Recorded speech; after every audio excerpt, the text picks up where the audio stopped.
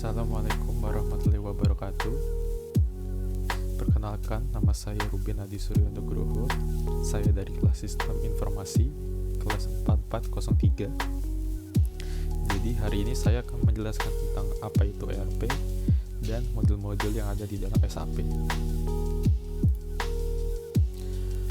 Oke, pengertian ERP itu sendiri atau Enterprise Resource Planning adalah paket sistem dan software yang digunakan oleh perusahaan untuk mengelola kegiatan bisnis harian mereka. Contohnya itu seperti keuangan, sumber daya manusia, pengadaan, distribusi, dan masih banyak yang lainnya. Oke, berikut adalah modul-modul yang ada di dalam SAP. Yang pertama ada FICO atau Finance and Control. Modul FICO ini bertujuan untuk melaporkan keuangan serta akuntansi biaya yang terdiri dari cost center accounting, elemen cost accounting, hingga analisis terhadap keuntungan. Yang kedua ada PP atau production planning. Modul ini berguna untuk menjalankan proses perencanaan dan kontrol terhadap aktivitas manufaktur yang terjadi di dalam perusahaan. Yang ketiga ada MM atau material management. Modul ini bertujuan untuk membantu menjalankan proses pembelian serta manajemen inventaris.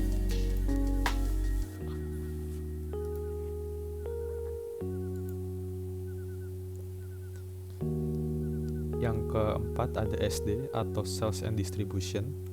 Modul ini bertujuan untuk meningkatkan efisiensi dari aktivitas operasional perusahaan yang berkaitan dengan proses yang dilakukan terhadap pesanan dari pembeli, seperti halnya penjualan, pengiriman, dan penagihan. Yang kelima ada HR atau Human Resources. Modul ini berguna untuk mengadakan integrasi terhadap rangkaian proses yang terjadi dalam Departemen Human Resources, mulai dari aplikasi, administrasi karyawan, manajemen waktu, pembiayaan perjalanan kerja, hingga pemenuhan gaji. Yang keenam ada CRM atau Customer Relationship Management. Modul ini bertujuan untuk menyediakan informasi yang lebih baik terkait analisis mengenai hal-hal yang akan menjadikan perusahaan sebagai pelaku bisnis lebih mengerti akan kepuasan konsumen. Yang ketujuh ada QM atau Quality Management.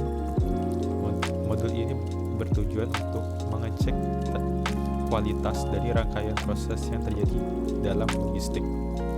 Dan yang terakhir ada PS atau Project System. Modul ini untuk mempermudah adanya integrasi terhadap keseluruhan proses dari perencanaan proyek, eksekusi, dan kontrol.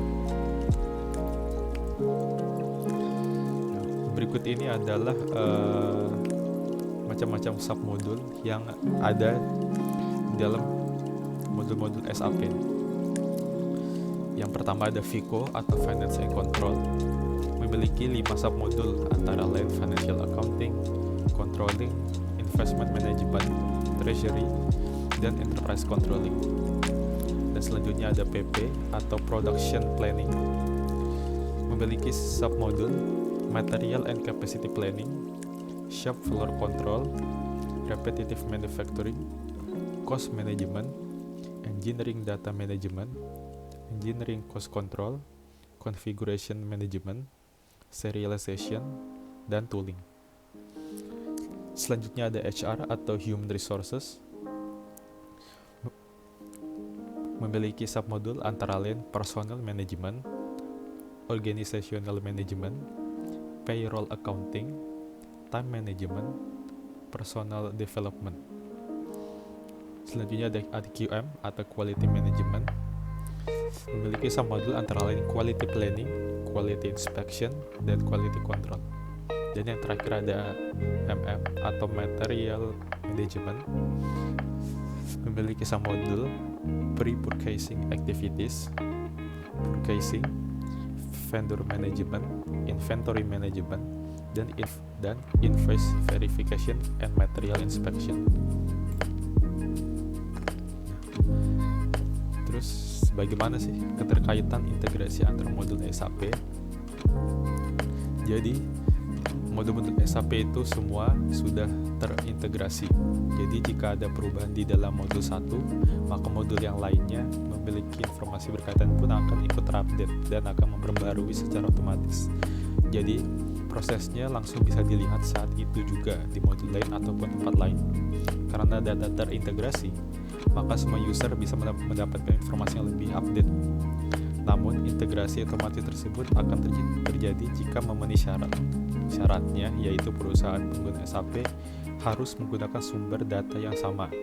Data yang dimaksud bisa data apapun, baik data produk, data vendor, ataupun data customer.